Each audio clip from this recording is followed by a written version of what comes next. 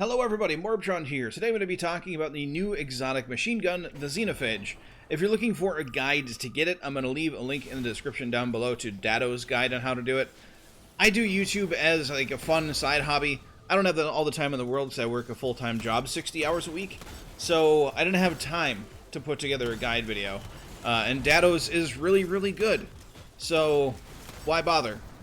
Just go watch Dado's guide if you're looking for a guide.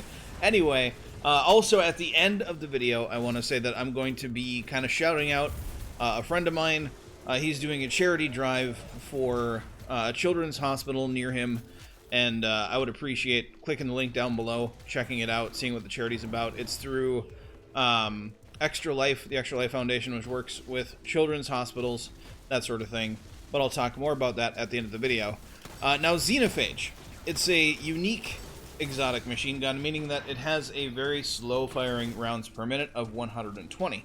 And it doesn't really shoot bullets, in my opinion. If I had to compare this gun to any other gun that we have right now, it'd be like a automatic 13 rounds in the mag mountaintop.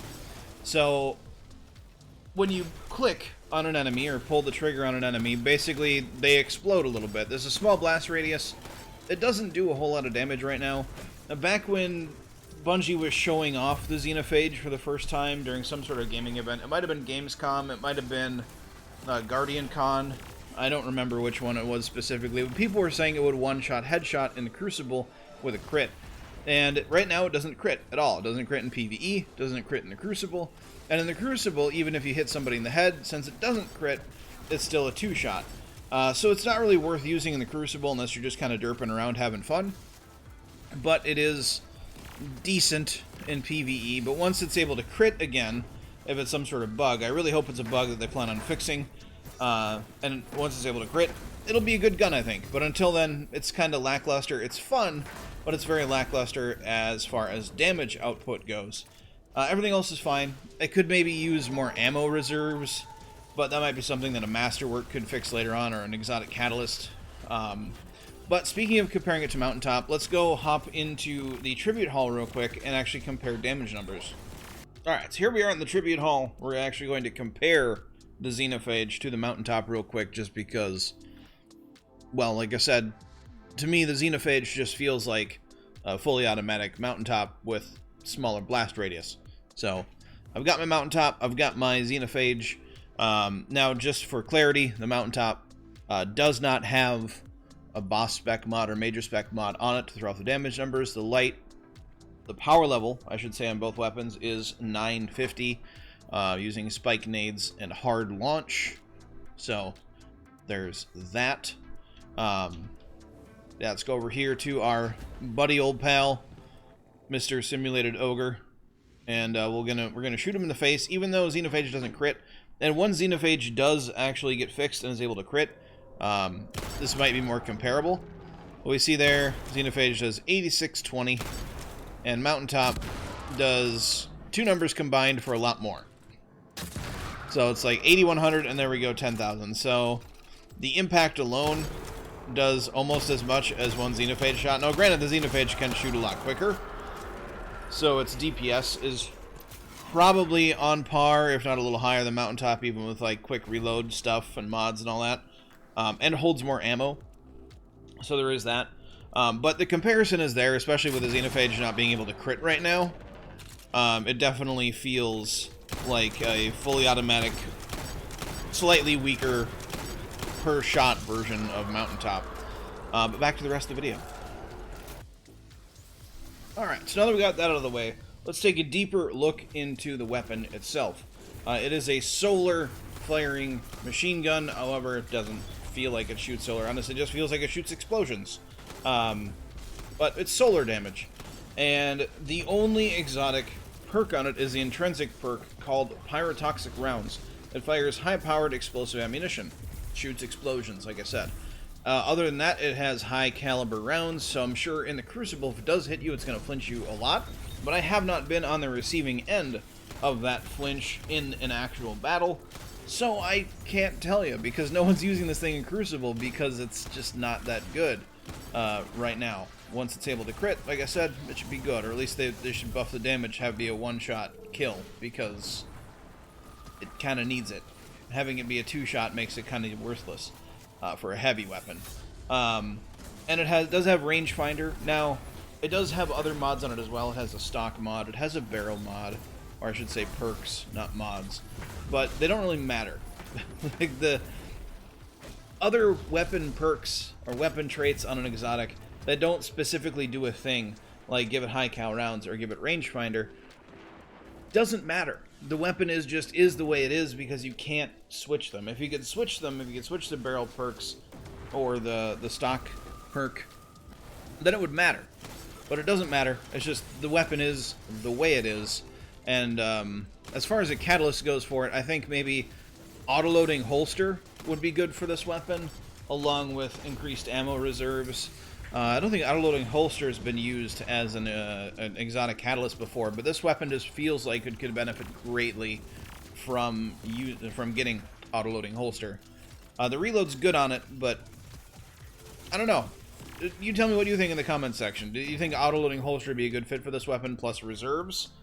I don't really think it needs anything else other than just either doing more damage or being able to crit again. But other than that, the quest for it is pretty long. You know, you got to do the dungeon to do it. You got to solve some puzzles. Like I said, there's a link down in the description for Dado's video for that. But once you get it done, you know, you got it, and it's a thing. Both the exotic heavy weapons we've gotten so far this season, to me, have been fun weapons. I think this weapon is incredibly fun to use. It's very unique. But unique and fun don't exactly do the damage numbers that, you know, Izanagi's does with a ×4 honed edge. So you're not going to be using this thing to take down any bosses and any raid encounters unless you're just doing it for fun. But the lore behind the weapon is pretty cool. If you didn't know, the little bug that's inside the gun when you see it when you reload is the remains of a guardian.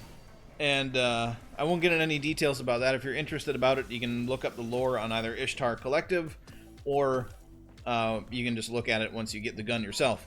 But it's a pretty cool story. It's one of Eris's fire team members.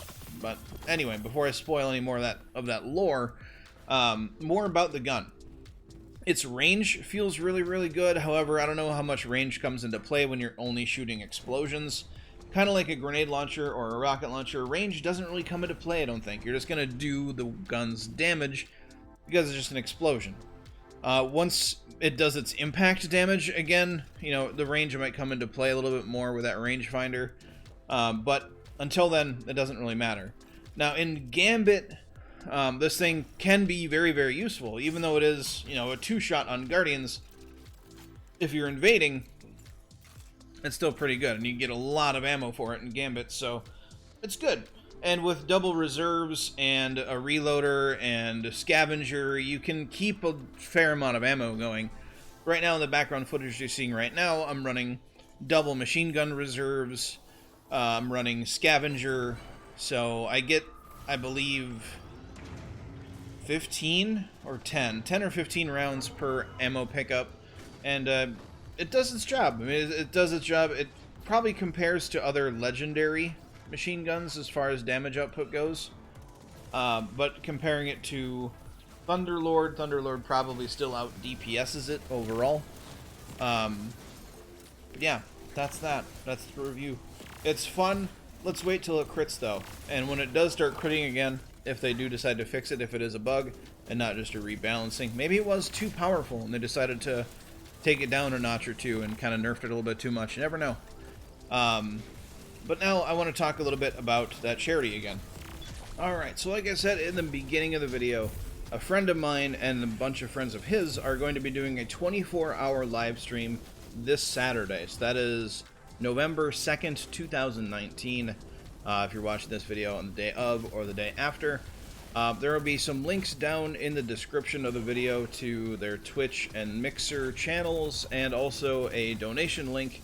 It is a Extra Life fundraiser benefiting the Children's Miracle Network Hospitals and the CHIO Foundation, which is a children's hospital foundation in the Ottawa area of Canada. all of those people that are doing a live stream, the 24-hour live stream, and are part of this Extra Life fundraiser are all in the Ottawa area. So they're benefiting their local children's hospital, and it's something that I can get behind. Gamers helping out kids get better. And these gamers happen to be pretty young themselves, so I think it's cool. It's very, very respectable in my opinion that you know, young people are already out there fighting for a cause.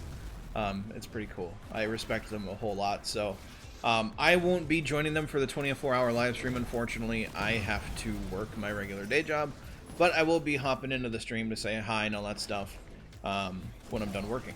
So there we go. Like I said, links will be down in the description. They're starting at 9 a.m., I believe, Central Time, and going all the way until 9 a.m. on November 3rd. A 24-hour live stream. Their donation goal is $1,500, and they've already started to fundraise. They've already got a couple hundred going already. So if you can donate, fantastic.